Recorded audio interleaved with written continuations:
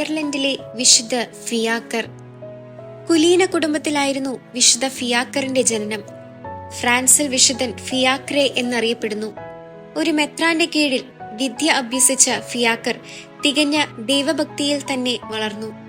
ഭൗതികമായ നേട്ടങ്ങളെല്ലാം തന്നെ ക്രിസ്തുവിനെ നേടുന്നതിൽ ഉപകാരശൂന്യമാണെന്ന് മനസ്സിലാക്കിയ ഫിയാക്കർ ദൈവത്തിന് തന്നെ സമർപ്പിച്ചുകൊണ്ട് ഏകാന്തവാസം നയിക്കുവാനായി ചില ഭക്തരായ സഹചാരികൾക്കൊപ്പം തന്റെ രാജ്യം വിട്ട് ഫ്രാൻസിലേക്ക് പോയി. ഫ്രാൻസിലെ മിയൂക്സ് എന്ന നഗരത്തിലെത്തിയ ഫിയാക്കർ അവിടുത്തെ മെത്രാനായിരുന്ന വിശുദ്ധ ഫാരോയുടെ അടുത്തെത്തി.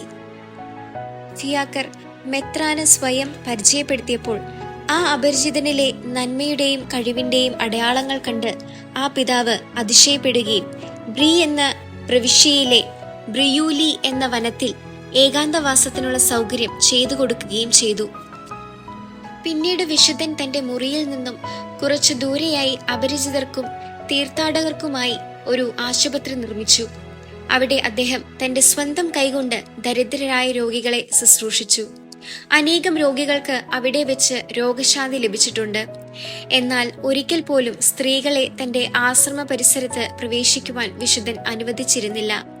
ഇത് ഐറിഷ് സന്യാസിമാർ കണിശമായി പാലിച്ചിരുന്ന ഒരു നിയമമായിരുന്നു. തന്റെ മരണം വരെ വിശുദ്ധ ഫിയാക്കർ ഈ നിയമം തെറ്റിച്ചിരുന്നില്ല. 1620 പാരീസിലെ ഒരു വനിത തനിക്ക് ഈ നിയമമൊന്നും ബാധകമല്ല എന്ന് ഭാവിച്ചുകൊണ്ട് പ്രാർത്ഥനാ മുറിയിൽ കയറി. അവിടെ വെച്ച് അവർക്ക് ബുദ്ധിഭ്രമം സംഭവിക്കുകയുണ്ടായെന്ന് പറയപ്പെടുന്നു.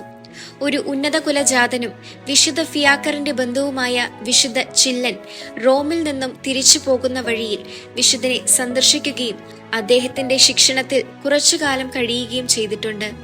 അദ്ദേഹം പിന്നീട് വിശുദ്ധ ഫിയാക്കറിന്റെ ഉപദേശത്താൽ മെത്രാന്മാരുടെ അനുവാദത്തോടുകൂടി അയൽ രൂപതകളിൽ, പ്രത്യേകിച്ച് അരാസിൽ വളരെ വിജയകരമായി സുവിശേഷ പ്രഘോഷണം നടത്തി.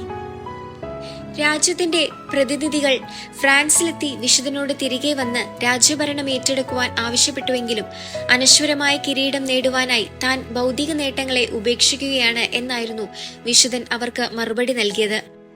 എന്നാൽ ഈ സംഭവങ്ങളൊന്നും വിശുദ്ധന്റെ പുരാണ ജീവിത ചരിത്രത്തിൽ പരാമർശിച്ചിട്ടുള്ളതായി കാണുന്നില്ല. 670 ഓഗസ്റ്റ് 30 വിശുദ്ധൻ മരണപ്പെടുന്നത്. അദ്ദേഹത്തിന്റെ സ്വന്തം പ്രാർത്ഥനാ മുറിയിൽ തന്നെയായിരുന്നു വിശുദ്ധന്റെ ശരീരം അടക്കം ചെയ്തത്.